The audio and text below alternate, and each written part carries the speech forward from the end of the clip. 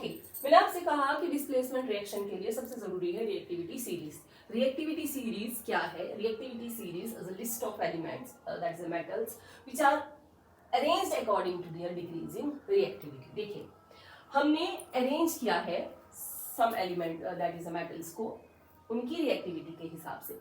जो top of element है, जो टॉप ऑफ आपका मेटल है, वो सबसे ज्यादा reactive, that is most reactive. और जैसे जैसे वो डाउन की तरफ जा रहा है वैसे वैसे उसकी रिएक्टिविटी डिक्रीज हो रही है। और जब हम प्लैटिनम पे पहुंचते हैं तो प्लैटिनम पे सबसे लीस्ट, दैट इज सबसे कम रिएक्टिव आपके पास प्लैटिनम है। अब आप सोच रहे होंगे कि मैंने हाइड्रोजन को बॉक्स में क्यों रखा है, चलिए वो भी आपको बताएंगे। एक और चीज, अब जो मेटल टॉप पे है वो अपने से नीचे सभी मेटल्स दैट इज मेटल को उन्हीं के सॉल्यूशन से डिस्प्लेस कर सकता है। मींस पोटाशियम चाहे तो जो सोडियम सॉल्ट होगा, सोडियम सॉल्यूशन होगा, उससे रिप्लेस कर सकता है उसको, मैग्नीशियम, कैल्शियम सबको कर सकता है, लेकिन नीचे वाला ऊपर वाले को रिप्लेस नहीं कर सकता। जैसे हम सीरीज में आते हैं तो हमारे पास हाइड्रोजन की बारी आती है। देखो, हमें पता है जो एसिड्स होती हैं उनमें क्या होता है, हाइड्रोजन प्रेजेंट होता है, ठीक है। इनमें से सारे एलिमेंट जो इसके ऊपर एलिमेंट्स हैं वो सारे के सारे एसिड के साथ रिएक्ट करके हाइड्रोजन को रिप्लेस कर देते हैं, लेकिन हाइड्रोजन से नीचे वाले जो एलिमेंट है वो एसिड के साथ रिएक्ट करके हाइड्रोजन को रिप्लेस नहीं करते। तो जब हाइड्रोजन को रिप्लेस ही नहीं कर पाएंगे तो रिएक्शन ही नहीं होगी। It means the metals which are below in a series, that is hydrogen से जो नीचे हैं सीरीज में, वो एसिड के साथ रिएक्शन नहीं करते, जबकि जो हाइड्रोजन से ऊपर वाले मेटल्स हैं वो reaction, that is they are easily react with the acid. एक और चीज, अब क्वेश्चन ये है कि हमें लर्न कैसे होगा कि कौन सा टॉप पे है कौन सा बॉटम में है। तो उसके लिए एक छोटी सी ट्रिक है, आप चाहें तो ये वाली यूज कर सकते हैं, आप चाहें तो अपनी बना सकते हैं, कोई इशू नहीं है, ठीक है।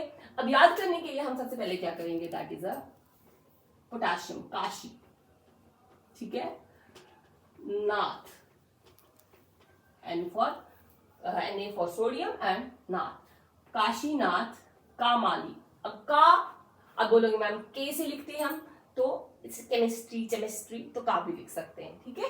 कैल्शियम का माली, आलू,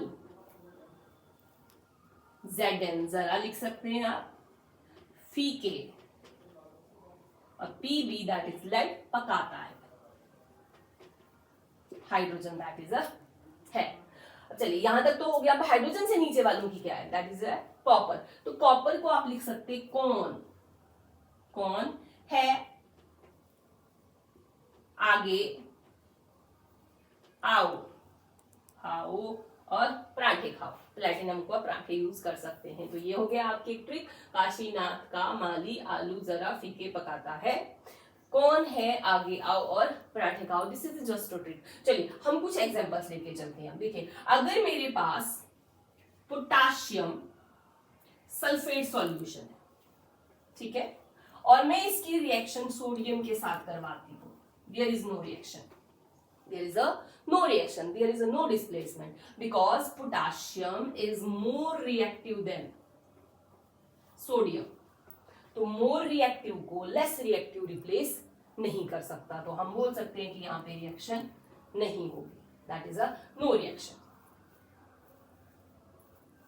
रिएक्शन नहीं होगी। वहीं पे अगर मैं ऐसे लिखती हूं, फॉर एग्जाम्पल मेरे पास फेरस सल्फेट है which is a greenish in colour, और इसमें मैं जिंक डाल देती हूँ, जिंक के ग्रेन्यूल डाल देती हूँ। आफ्टर सम टाइम हम नोटिस करेंगे कि ये जो ग्रीनिश सॉल्यूशन है वो क्या हो गया, कलरलेस हो जाता है, ये बन जाता है जिंक सल्फेट, और आयरन जो है उसको डिस्प्लेस कर देता है। अब यहाँ पे डिस्प्लेसमेंट क्यों हुई, क्योंकि जिंक जो है वो क्या है, मोर रिएक्टिव है, that is a more reactive. Zinc is more reactive than iron, so iron को वो उसी के सॉल्यूशन से, दैट इज उसके सल्फेट सॉल्यूशन से अलग करके खुद सल्फेट के साथ दोस्ती कर लेता है और जिंक दैट इज आयरन को अलग कर देता है। वैसे ही अगर मैं एक और एग्जांपल ले लूं, फॉर एग्जांपल अगर मैं लिखती हूं कॉपर, ठीक है, कॉपर सल्फेट, और कॉपर सल्फेट में हम डाल देते हैं दैट इज द सिल्वर के ग्रेन्यूल या सिल्वर फॉइल्स डाल देते हैं, कोई रिएक्शन नहीं होगी, that is no reaction because silver जो है वो कॉपर से लेस रिएक्टिव है, लेस रिएक्टिव अपने से ऊपर वाले को कभी भी रिप्लेस नहीं करता। लेकिन अगर मैं यहाँ पे सिल्वर को रिप्लेस करके जिंक डाल दूं, आयरन डाल दूं, एल्युमिनियम डालूं, मैग्नीशियम डालूं, आयरन डाल देती हूँ, मान लो मैंने आयरन डाल दिया तो रिएक्शन होगी। अब कैसे रिएक्शन होगी, हमें पता है कि जो कॉपर सल्फेट है वो ब्लू कलर का होता है, तो धीरे धीरे ब्लू कलर किसमें टर्न हो जाएगा, ferrous sulphate, that turn into green colour, green colour, और आपका कॉपर निकल जाएगा बाहर।